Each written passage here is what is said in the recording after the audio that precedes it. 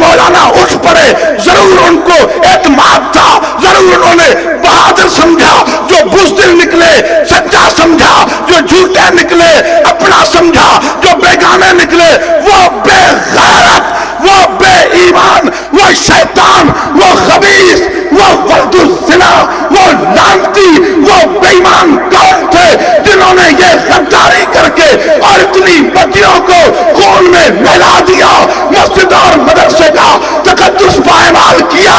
تم چلو ہم تمہارے ساتھ ہیں کہنے کے بعد پیچھے نہیں آئے۔ مولانا عبدالعزیز صاحب کو چاہیے اس قوم کے سامنے ان غداروں، ان بے ایمانوں کو بے نقاب کریں، ظاہر کریں، تاکہ یہ قوم ان لعنتیوں سے احتساب کر سکے۔ بولو ہونا چاہیے نہیں ہونا چاہیے؟ ہونا چاہیے نہیں ہونا چاہیے؟ ہونا چاہیے نہیں ہونا چاہیے؟ وہ غدار سامنے آنے چاہیے نہیں آنے چاہیے؟ ان کا احتساب ہونا چاہیے نہیں ہونا چاہیے؟ ان کو کیسر کردار تک پہنچنا چاہیے نہیں پہنچنا چاہیے؟ ہاں، علماء غدار نہیں ہیں، علماء غدار نہیں ہیں۔ توجہ، بیٹھیے بیٹھیے بیٹھیے۔ ہاں، آنے دیجئے مولانا کو، آنے دیجئے، انشاءاللہ ان غداروں کو بے نقاب کریں گے، انشاءاللہ ان غداروں کو بے نقاب، شاید اسی لیے نہ چھوڑ رہے ہوں، شاید اسی لیے نہ چھوڑ رہے ہوں کہ ان غداروں کو حکومت پناہ دینا چاہتی ہو۔ بہرحال جب تک ان لعنتیوں کا احتساب نہیں ہوگا تو پوری قوم عذاب میں مسلط عذاب میں مبتلا رہے گی، اور یہ وہ سزا ہے جو اجتماعی طور پہ کچھ کی وجہ سے سب کو آتی ہے۔ وَاتَّقُوا فِتْنَةً لَا تُصِيبَنَّ الَّذِينَ ظَلَمُوا مِنْكُمْ خَاصَّةً۔ انشاءاللہ العزیز یہ غدار بھی چھپ نہیں سکیں گے، انشاءاللہ بولو، انشاءاللہ یہ غدار بھی چھپ نہیں سکیں گے۔ اور میں نے عرض کیا کہ کیا کہا جائے، بس اپنا عزم دہرا کر سبق یاد کر لو کہ یہ مدارس سلسلہ ہے، فیض ہے، مدرسہ مصطفیٰ صلی اللہ علیہ وسلم۔ بول بول بول ذرا بول، یہ مسجد نبوی کا سلسلہ ہے، تسلسل ہے۔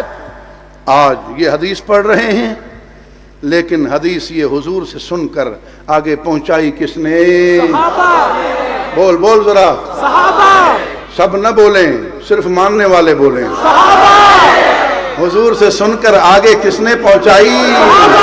یہ آج دین سکھایا جا رہا ہے، لیکن یہ دین حضور سے سیکھ کر آگے کس نے سکھایا؟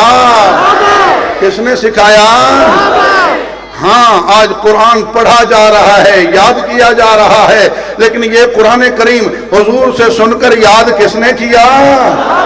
آگے کس نے یاد کروایا؟ اگر کوئی صحابہ کرام کو بیچ سے نکالتا ہے تو پھر دین کا کوئی حصہ نہیں بچتا۔ کوئی بڑے سے بڑا یا چھوٹے سے چھوٹا ہو، جو صحابہ کی اہمیت کو مسلمانوں کے دل سے نکالنا چاہے، سمجھو بے ایمان ہے۔ وہ نور اللہ شوستری کی طرح قاضی القضات کیوں نہ بن گیا ہو، کتنا ہی مقبول کیوں نہ ہو گیا ہو، لیکن جو صحابہ کی عزت و عظمت مسلمانوں کے دل سے نکالنا چاہے اور اس واسطے کو ہٹانا چاہے، وہ پوری شریعت کو باطل کرنا چاہتا ہے، اور وہ نیکوں کے روپ میں برا ہے، مسلمانوں کے روپ میں بے ایمان ہے۔ سمجھ آ رہی ہے بات کہ نہیں؟ صحابہ کرام کی عزت و عظمت تمام عقائد اسلامی اور پوری شریعت کی بنیاد ہے۔ صحابہ صحیح ہیں تو پھر سارا دین صحیح ہے، اگر صحابہ نہیں تو پھر کچھ بھی نہیں ہے۔ یہ بات اچھی طرح ذہن میں بٹھا لیجئے۔ اسی لیے ہم مرتے ہیں صحابہ پہ، قربان ہوتے ہیں صحابہ پہ، اور ہوتے رہیں گے۔ بولو،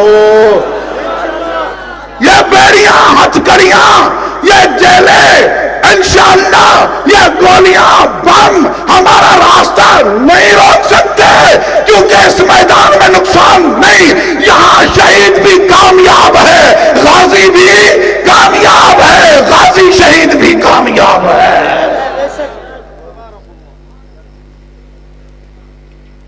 بہرحال ڈرے وہ جو مال دیکھ کر آیا ہو، ڈرے وہ جو مال دیکھ کر آیا ہو۔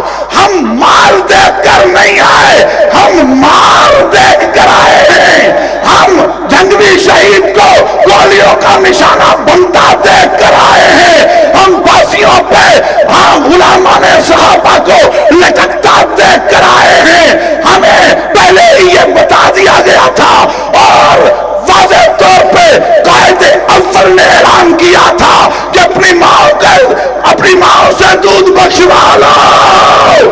عظمت صحابہ کے تحفظ کے لیے امی عائشہ کی عزت و عظمت کا پھیرا لہرانے کے لیے اپنی ماں سے دودھ بخشوا لو، سروں سے کفن باندھ لو۔ پہلے ہی بتایا تھا کہ فنا فی اللہ کی تہمیں بقا کا راز مضمر ہے، جسے مرنا نہیں آتا اسے جینا نہیں آتا۔ اس لیے انشاءاللہ العزیز دنیا کی کوئی طاقت حق نواز کی اس حق نواز آواز کو دبا نہیں سکتی۔ بول بول بول، کوئی طاقت اس آواز کو نہیں دبا سکتی۔ جو کہا اس پہ ہیں، جو کہا تھا کہہ رہے ہیں، کہتے رہیں گے۔ اور زبان کٹ جائے کٹ سکتی ہے، لیکن حق کے اعلان سے ہٹ۔ ہاں ہمارے لیے کمزور ہیں، استقامت کی دعا کی ضرورت ہے، امتحانات میں مبتلا ہیں، اللہ کی طرف سے آسانی طلب کرنے کی ضرورت ہے، اور اسی لیے آرام سے بیٹھ جائیے۔ کفر کے خاتمے کے لیے،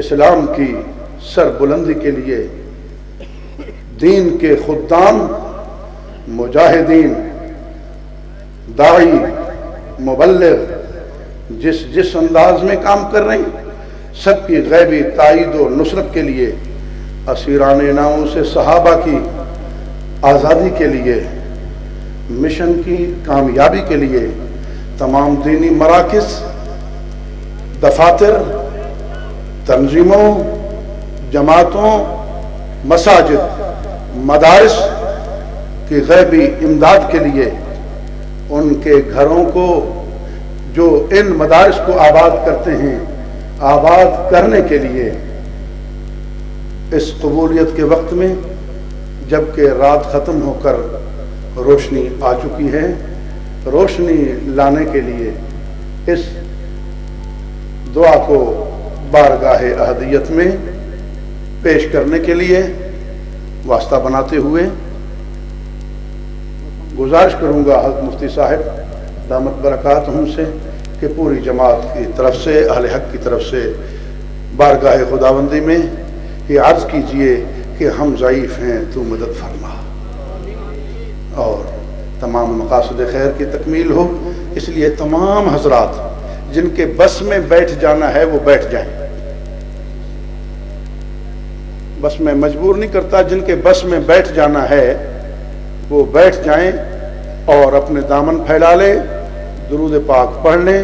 حضرت مفتی صاحب دعا کروا رہے ہیں، اذان فجر ہو چکی ہے، باقی یار زندہ صحبت باقی، طوفان نوح لانے سے چشمے تر کیا فائدہ، دو چار باتیں اشک ہی جو پیدا اثر کرے۔